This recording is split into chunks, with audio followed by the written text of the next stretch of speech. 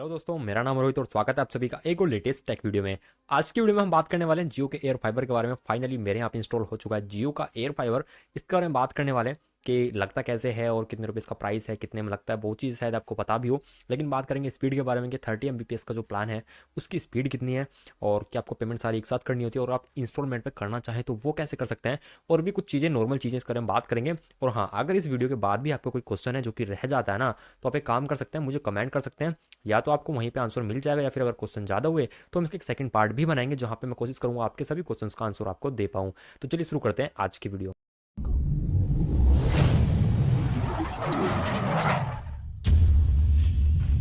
दोस्तों 19 सितंबर को लॉन्च हुआ था जियो का एयर फाइबर और तभी इसकी बुकिंग स्टार्ट हो गई थी। तो मैंने 100 रुपीज़ पे करके तभी बुकिंग कर दी थी इसकी। और उसके बाद में ये मेरे घर पे आज लगा, यानी कि आज आप देख सकते हैं 28 नवंबर है, तो आज के दिन पे इंस्टॉल हुआ है। और एक दो दिन पहले मुझे इंस्टॉलेशन के लिए मैसेज आ गया था कि आपके घर पे इंस्टॉल कर दिया जाएगा।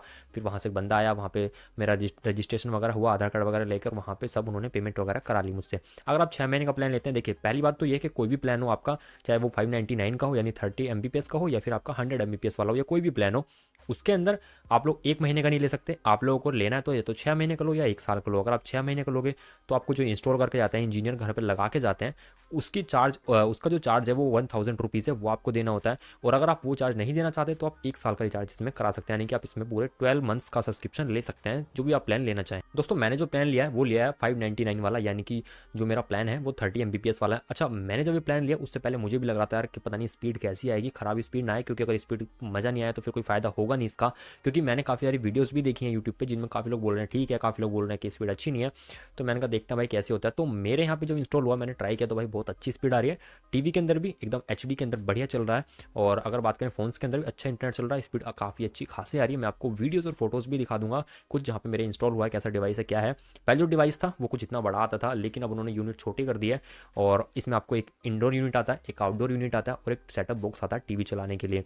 रिमोट काफ़ी अच्छा है इनका। रिमोट इतना अच्छा है कि अगर आप एक कमरे से दूसरे कमरे में भी हैं तो वहाँ से भी वो प्रॉपरली वर्क करता है। तो काफ़ी अच्छा रिमोट है। लेकिन हाँ, यहाँ पे उन्होंने मुझे एक बात बताई कि अगर आपका रिमोट टूट जाता है, यानी कि आप फेंक देते हो टूट जाता है, तो वहाँ पे आपको 800 रुपीज़ देना है। रिमोट का चार्ज 800 रुपीज़ है। और बाकी जितने सारे इक्विपमेंट्स हैं ना, उनका उन्होंने मुझे बताया कि वारंटी लगभग लाइफ टाइम ही होती है, यानी कि ख़राब हो जाते हैं, मतलब गिरते पिटते टूटते नहीं है, तो उसकी वारंटी होती है, वो फ्री में ही चेंज आपके हो जाएंगे।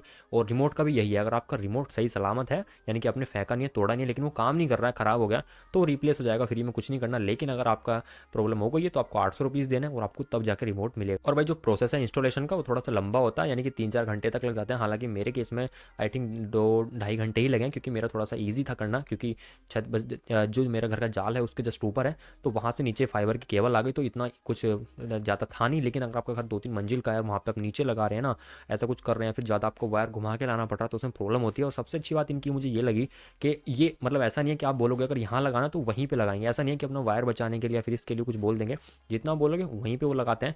और अगर आपकी छत ऊंची है, इन्होंने मुझे एक चीज़ और बताई कि मेरे यहाँ पे मैंने प्लान लिया 599 का, तो इन्होंने बोला कि जो आउटडोर यूनिट है उसमें सिग्नल ठीक ठाक आ रहे हैं, तो आपको जो 599 का प्लान है वो चल जाएगा 30 Mbps वाला। लेकिन अगर आप अगर आप प्लान लेते 100 Mbps वाला जो कि 899 का है, अगर आप वाला प्लान लेते तो शायद आपको थोड़ी प्रॉब्लम आती, क्योंकि आपके जो घर है वो थोड़ा नीचे है। अगर ऊंचा घर हो या फिर ऊंचाई पर अगर आप कहीं आउटडोर यूनिट लगवाते हो तो आपका प्लान ज़्यादा वाला भी अच्छा चल जाता है। कुल मिला के बात यह, अगर आप 899 वाला यानी कि 100 Mbps वाला प्लान लेना चाहते हैं या फिर लेंगे, तो आप याद रखना कि या तो आपको कोई पोल वगैरह लगाना पड़ेगा ऊंचा सा, या फिर आपका घर ऊंचा हो 2-3 मंजिल का हो तो भी सक्सेसफुली काम कर जाता है वो।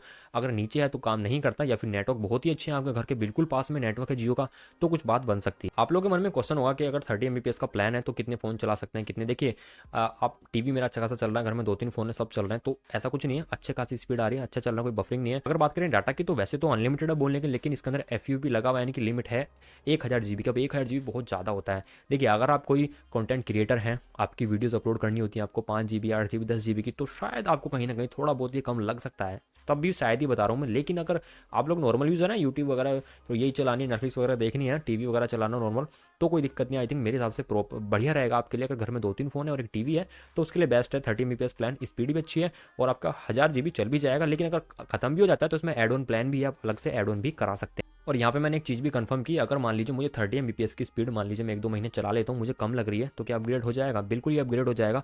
आपने जो पैसे दिए इसी में कुछ पैसे और आपको और ऐड करने हैं और आपकी 100 Mbps वाला जो प्लान है उसको भी एक्टिवेट कर दिया जाएगा। और देखिए मैं आपको एक चीज़ और बताता हूँ जो कि शायद मुझे नहीं पता कि कितने हद तक सही है, लेकिन मुझे जो इंस्टॉल करने इंजीनियर आए थे उन्होंने ही बताया था।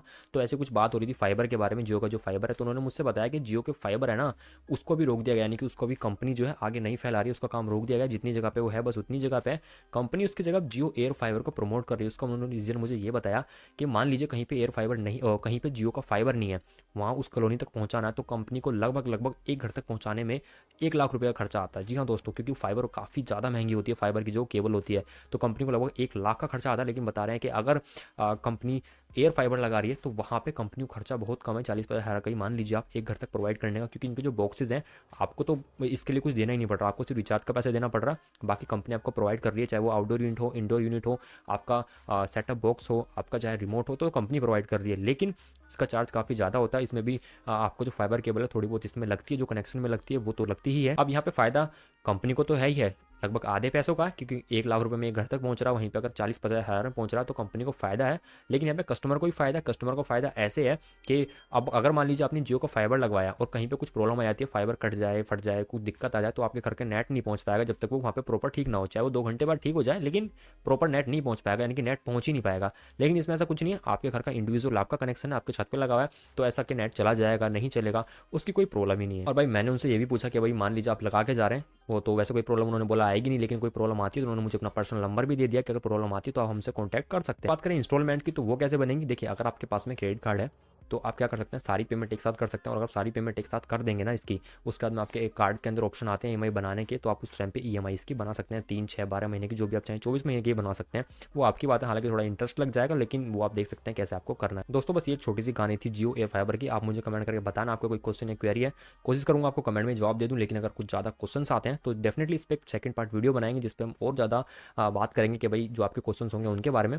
आज की वीडियो से इतनी है, आपको कोई क्वेश्चन क्वेरी है तो मुझे कमेंट बॉक्स में जरूर बताना। वीडियो को लाइक करना, वीडियो को शेयर करना, चैनल अपने सब्सक्राइब करके बेल आइकन दबाना। मिलूंगा आप लोगों से ऐसी किसी नेक्स्ट टेक वीडियो में, तब तक के लिए जय हिंद, वंदे मातरम।